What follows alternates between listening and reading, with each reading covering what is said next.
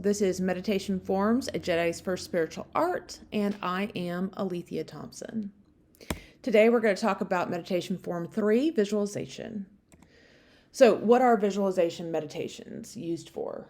They can be used for all kinds of things. Connecting yourself to a higher power, for energy healing, for understanding yourself, for simple relaxation. These are probably the most versatile, or this is probably the most versatile category of meditation. So if you are trying to figure out whether or not you have the ability to visualize, some people do not have the ability to. It is a disorder of the brain, and so we recognize that, and we want to let you know that if you can't do a guided meditation in this form for visualization purposes, it is not a problem. You don't absolutely need this meditation technique. As I've said before, not all meditations will fit everybody. So one of the ways that you can assess whether or not you're good at visualizing is guided meditations.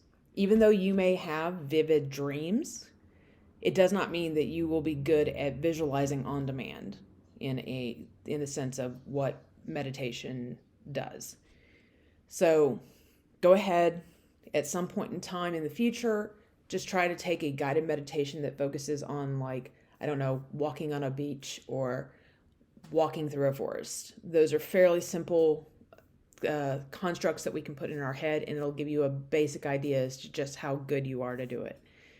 If you are not, here are some things that you can do to try and increase your ability to visualize on demand. So this one is the first version of my ideas that you can do. It's untimed.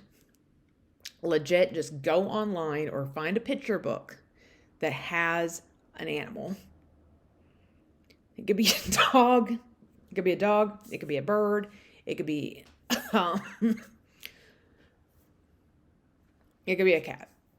If you have your own cat, focus on the features of your cat. You've known that cat your entire life, or that dog your entire life, your fish, whatever your pet is.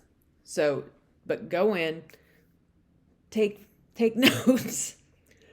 Sorry. Take note of different features of the animal so that you can describe it to yourself. So let's just say it's a Dalmatian, because Dalmatians are fairly simple for me to recall. They have spots, black spots. They have white fur with the black spots on top of them, long nose, like a dog. The way that the eyes are shaped, those kind of things. Just kind of take note of those things so that you can describe it to yourself. So after you're comfortable, do this with 3 to 5 animals a day. After you're comfortable with the description, the verbal description, close your eyes, sit comfortably and close your eyes. Begin to vocally describe the animal and try to visualize it in your head. So I would say do the same animal set for about a week before you move on to any others. If you're trying to use this version of the technique, here's another technique for you. It is also untimed. Go and take a walk down the same route. Like one time a week, pick a route and observe your surroundings, taking notes of details each day per week. So like after this week, you can go to a new route next week, but try to do this for at least 6 days. It doesn't matter. You can do it for a small 5-minute walk around a building. You can do it in a full hour. It doesn't matter. Just take notes. And so at the end of the week, so on the 7th day, take 1 day to try and visualize your walk in the meditation. You're not going to notice that a bird is absent. Birds move. You don't got to worry about whether or not the bird just suddenly appears inside of your meditation. If it's disappearing out of the meditation, if there's an iguana somewhere, it's fine. As long as you get the basics of what is static on your route. A little portion of the route. It doesn't have to be the whole route, but a little portion of the route is what you're trying to hopefully gain when you visualize this walk in your meditation. All right, so meditation concerns. When doing some visualization-based meditation, such as shamanic journey, you may dredge up past trauma. So be aware that this is a case. And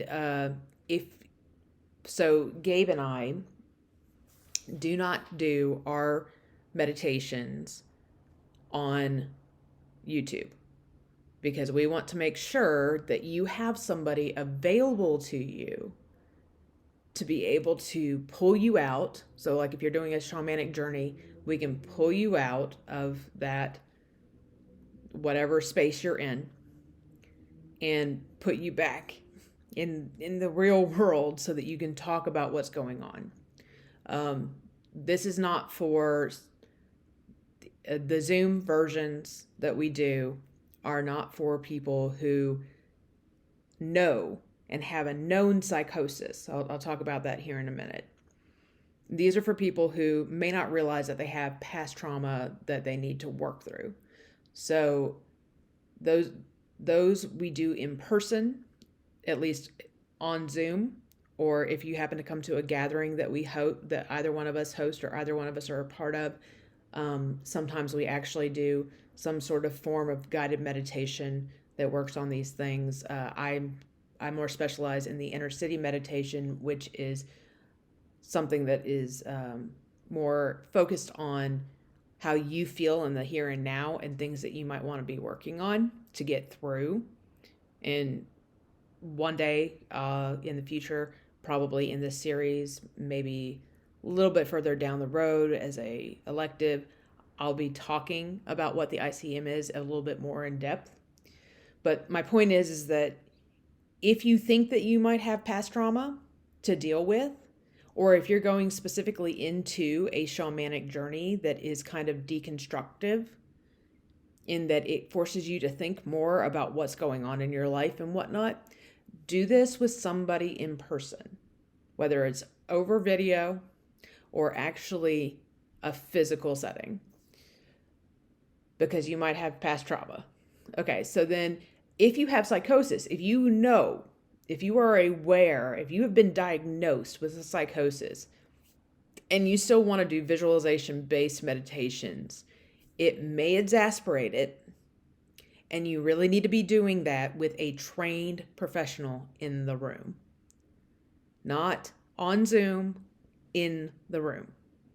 So please be aware of these concerns when you're doing visualization-based meditations, especially if you have psychosis, because even a guided meditation that's supposed to put you on a beach somewhere and walking can easily transform into whatever your worst nightmare is, because your mind is just going there, because your mind wants to go there. So be aware of this. Be aware that you should have some way to get out of your visualization-based meditation so that you are not putting yourself in any kind of mental danger or harm. So, which levels of the Force do you believe this visualization meditation focuses on? These definitions come from Aslan Denethorn, who was a Jedi scholar at Institute for Jedi Realist Studies. This specifically was written into the Great Jedi Holocron compiled by Adam Yao back in 2005. So, personal, the life energy contained within the body of any organism at any singular point in time. Living, the living force is the sum of all the personal force in existence. Unifying, it's the sum of the living force, which exists as the sum of all life energy in existence in any one point in time and all the other forms of energy in the universe.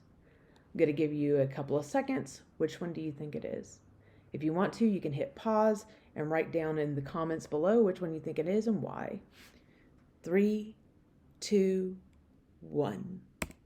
All of them. Okay, so it is all of them because it depends on what the focus of the visualization meditation is. The inner city meditation, that one is actually personal force because it is focused specifically on the energy that's within you and how you're directing it into the world, or how it's affecting your state. which translates into the living force itself, but it's not specifically to the living force. So the living force meditations that focus on that would be ones that deal with uh, energy healing, for example. And then the shamanic journey, or ones that try to get you outside of everything, give you an idea of what forms the universe. Those ones really tap more into the unifying force. So let's talk about how it helps you to cultivate your inner Jedi. So it actually does a lot more than what's listed here, but I'm just going to go over these three.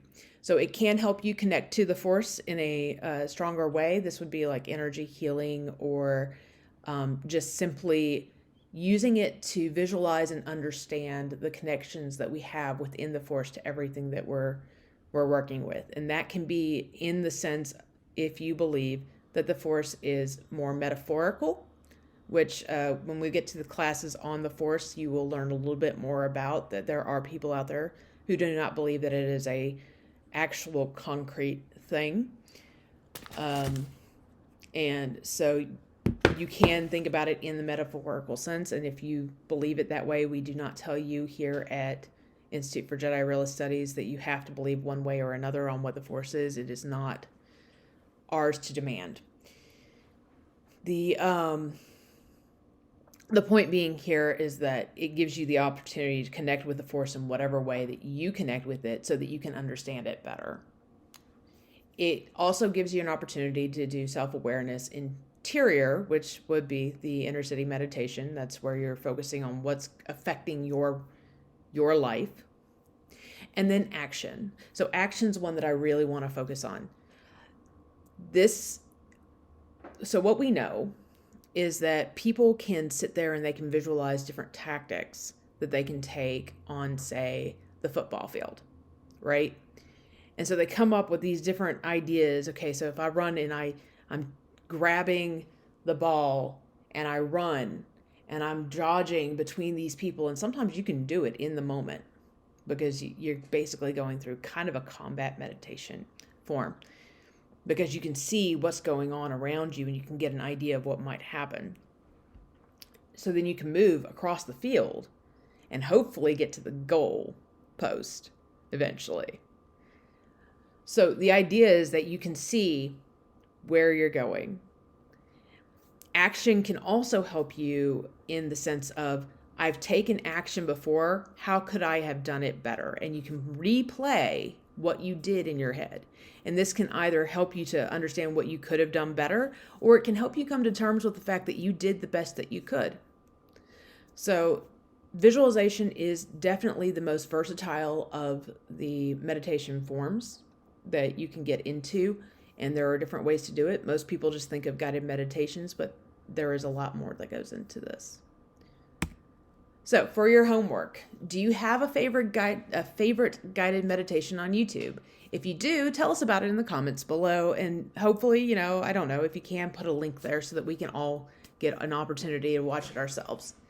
So, and if you have not had any good luck with guided meditations in the past, I want you to discuss what barriers you feel are present. Trust me, no judgments here, because sometimes you can find some really bad guided meditations. If you think that it might be helpful, maybe go and check out some of the ones that our other guys are posting as their favorite guided meditations. Maybe one will hit. Again, no judgments if they do or don't. No meditation fits everybody.